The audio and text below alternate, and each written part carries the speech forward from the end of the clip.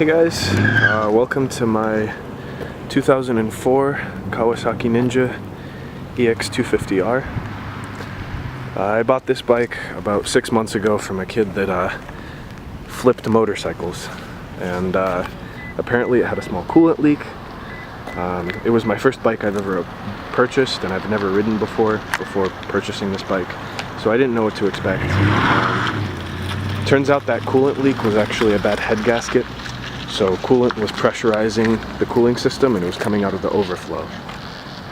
So after tearing apart the motor, because I work on cars, so after tearing apart the motor I noticed that the cylinders didn't look very good. So I went over to Bob's Salvage Cycle Yard. It's on 20th Street in Elwood, and I picked up this motor. It's from a similar vintage EX250R. It has about 5,000 miles on it. It drives real smooth. So it took me about 6 months to get this installed. Additionally, there were some coolant leaks. The carburetors needed rebuilding completely. There were leaks in between the carburetors, and those were expensive parts from Kawasaki, like a fucking $30 seal, guys. Ridiculous. The coolant temp sensor was incorrect, so the fan wasn't coming on. So there were quite a few issues. But point being, this is basically, I planned to have this as a daily bike, but unfortunately due to insurance logistics, I have to get rid of it. Plus I need the money for school, so unfortunately it's not my time. I'd love to own this bike again if I could, but so yeah, let's see. So there are a few cosmetic imperfections. On this side, the exhaust is damaged just slightly, and on this side as well. It's nothing that affects function, but just wanted to point it out. There are some scratches in the fairings, little tiny imperfections again.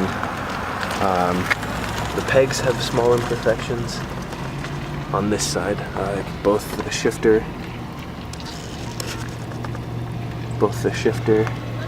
and the footrest. What else? So this was from me.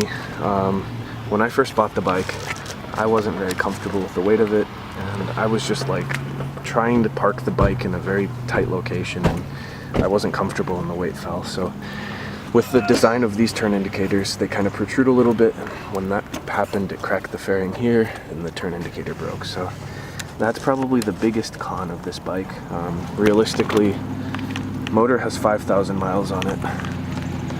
The bike itself has 4,800.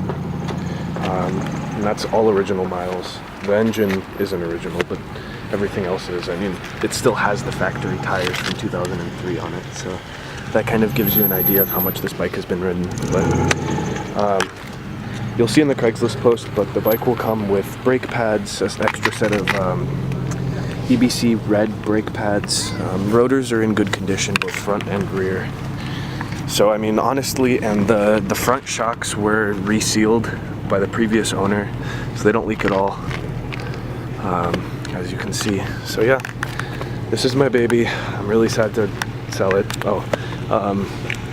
Starts up and runs real good. Basically the first pulse.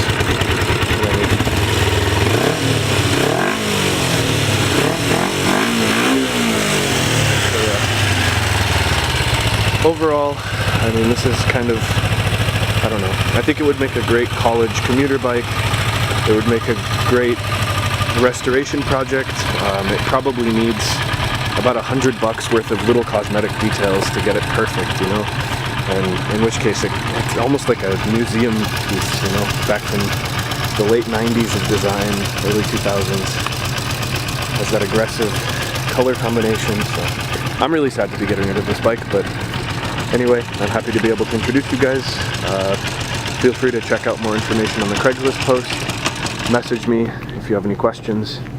It does that sometimes when it's just idling for a while, but if you choke it, since it's cold and rainy right now. Rev up. Drop the revs. And it comes out just there next to the consumption. And as soon as you get on the throttle, back up. Anyway guys, hope everyone's having a great day. Yeah, check out the Craigslist post. I'm asking $2,500. I paid $2 and put about $500 into it, but I'm open to best offers, and have a great day. Thanks for watching.